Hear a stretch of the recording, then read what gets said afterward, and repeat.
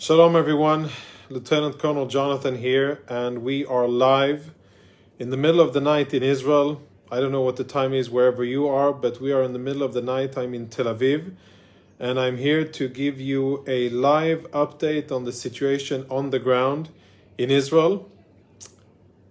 It has been an extremely difficult day. It started with an unprecedented attack into Israel, where Hamas crossed the border. Hundreds of Hamas terrorists got in from Gaza into Israel, and their goal was to kill and abduct as many Israelis as possible.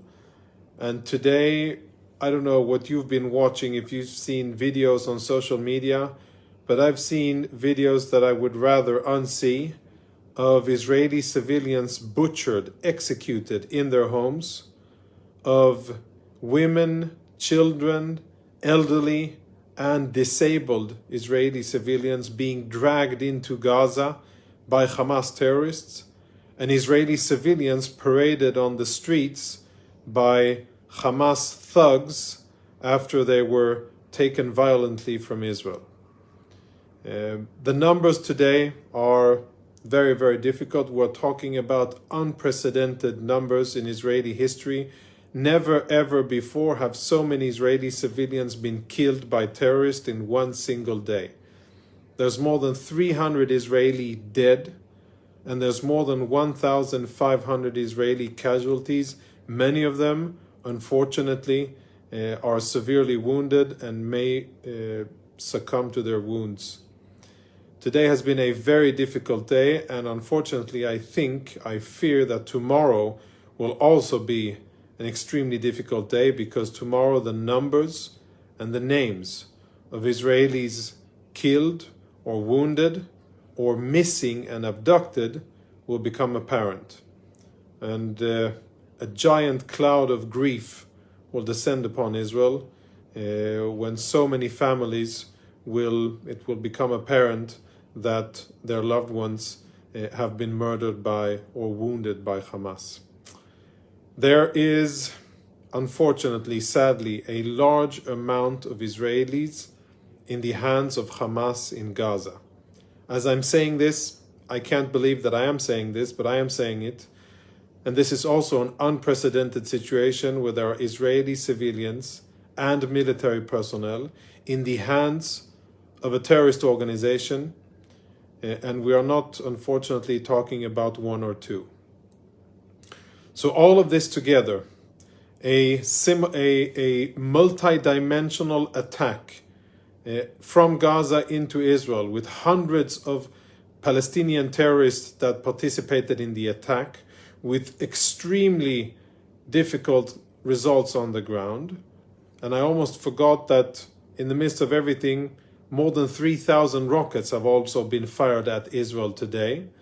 And of course, adding to the wounded and killed in Israel, the civilians getting wounded and killed by Hamas. So when we look back at today, it is an unprecedented attack in its audacity, in its cruelty, and in its results. And since it's an unprecedented attack against Israel, then our response as the IDF will be unprecedented in scope and severity.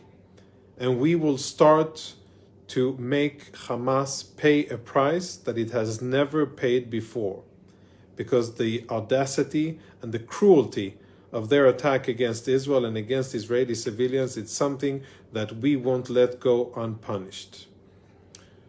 The videos that Hamas has posted today can only be compared to the barbaric images that ISIS, Daesh, and other crazy medieval jihadi outfit of terrorists active a few years ago in the Middle East. You may remember them, ISIS, Daesh.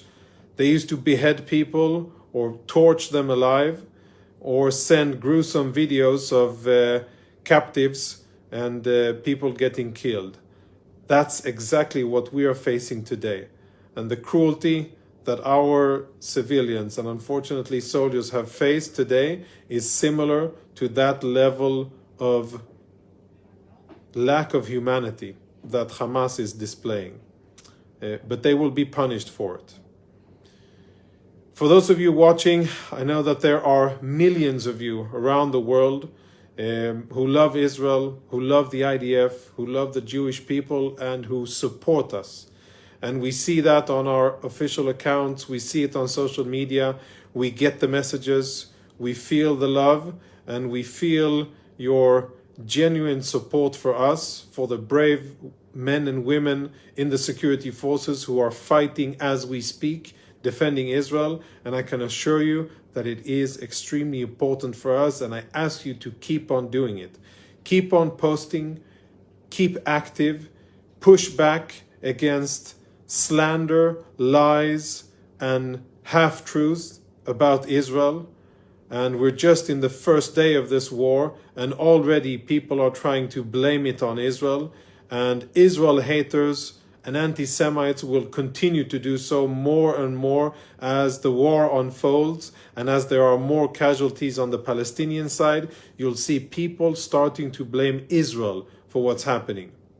But we must all remember how this started. It started with an unprovoked, unprecedented attack by Hamas against our civilians, killing an unprecedented amount of Israelis. That's how it started.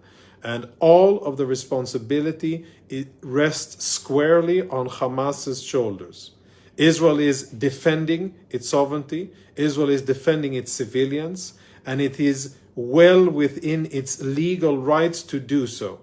No other country would tolerate such an attack or any attack against its civilians, and Israel shouldn't be forced or questioned to tolerate it.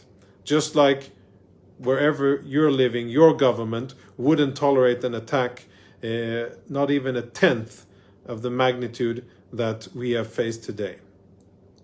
So it's very important that whenever you see lies, distortions, fabrications, slander against Israel, and anti-Semitism and BDS disguised as care for Palestinian civilians, and lots of other nonsense, that you stand up to it and that you call out lies and liars and speak up bravely for what's right, for the truth, for Israel, and for the IDF. Before we close, I want to give you an update on what's going on now as we're speaking. It's 3:38 a.m. in Israel. We've had a few hours of quiet in central Israel, where I am now in Tel Aviv, but there is still fighting ongoing in southern Israel. Rockets continue to be fired at Israeli civilians. There was a direct hit at one of our hospitals in Ashkelon, a city in the south. Fortunately, it was evacuated before, so nobody was injured, but there's significant damage to that hospital. And there are still ongoing battles in southern Israel. Unfortunately, we cannot yet say that we have the situation fully in control. And we're going door to door, house to house, making sure that each and every community close to Gaza is cleared of these vile murderers that have infiltrated into Israel, these bloodthirsty terrorists that have come into Israel in order to kill Israeli civilians and abduct them to Gaza.